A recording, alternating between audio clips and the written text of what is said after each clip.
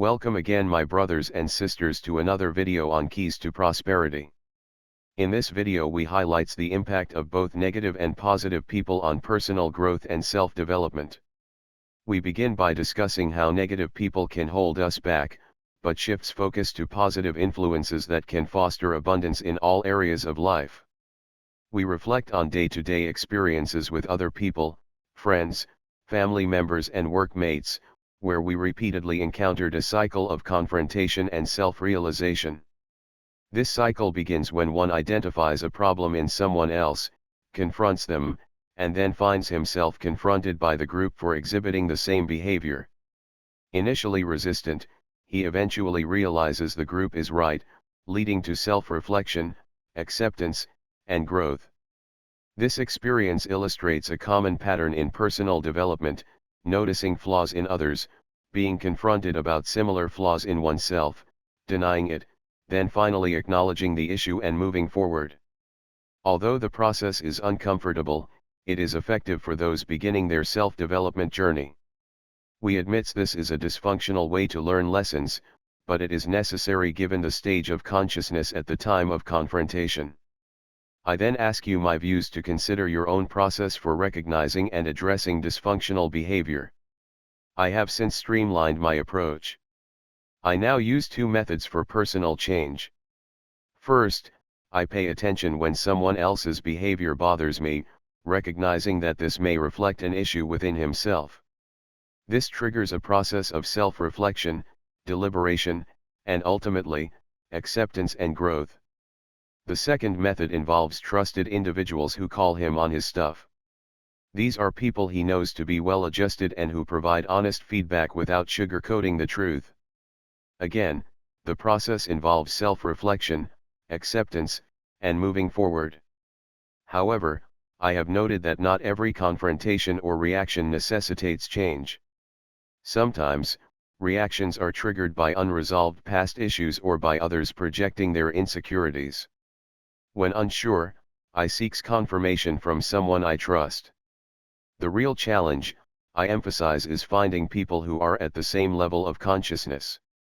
As people progress on their personal development journey, they may quickly outgrow old relationships and environments. This can create discomfort and the temptation to self-sabotage to maintain familiar patterns. I have observed that many people are surrounded by negative influences, which can impede their progress.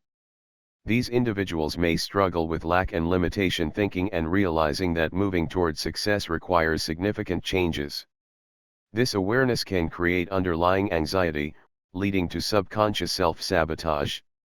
Examples include missing important events due to accidents, oversleeping, or getting caught up in chaotic situations. These incidents are not intentional but reflect deeper resistance to change. Finally, I pose the question of how to let go of a mindset of lack and break lifelong patterns of victimhood.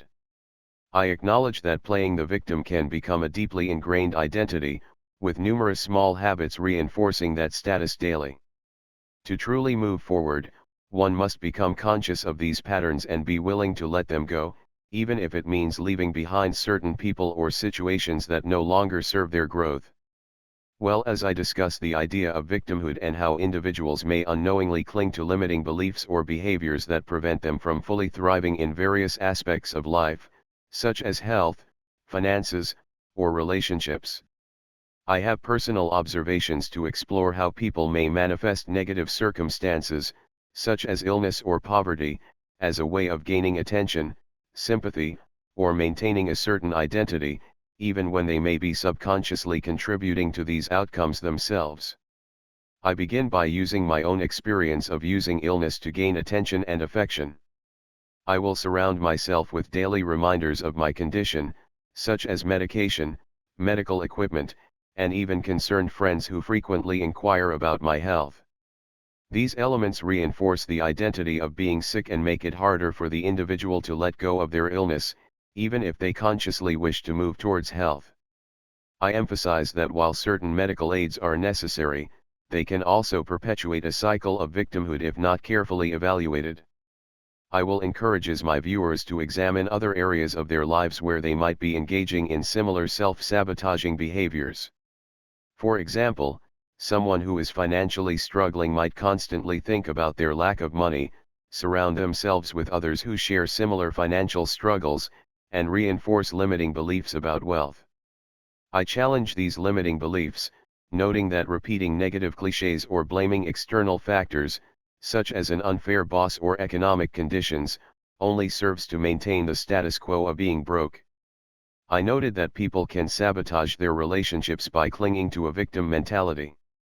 For singles, this may manifest as having an impossibly high standard for potential partners, making it difficult for anyone to meet their expectations. For those in relationships, blaming a partner for all the problems without self-reflection often mirrors issues from their own past or family dynamics.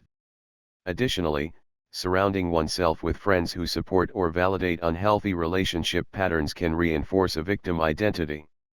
I therefore concludes by emphasizing that any profession or pursuit that provides great value to someone can be lucrative. By this I am challenging the notion that one must struggle to serve others. My viewer, please note that prosperity comes from providing value, while limiting beliefs about money, success, or health only serve to keep individuals stuck in patterns of lack. By examining and letting go of these beliefs, individuals can open themselves up to greater abundance in all areas of life. People who strive to prosper always seek mentors who have done what they desire to do. Thank you, and watch out for our next video on prosperity.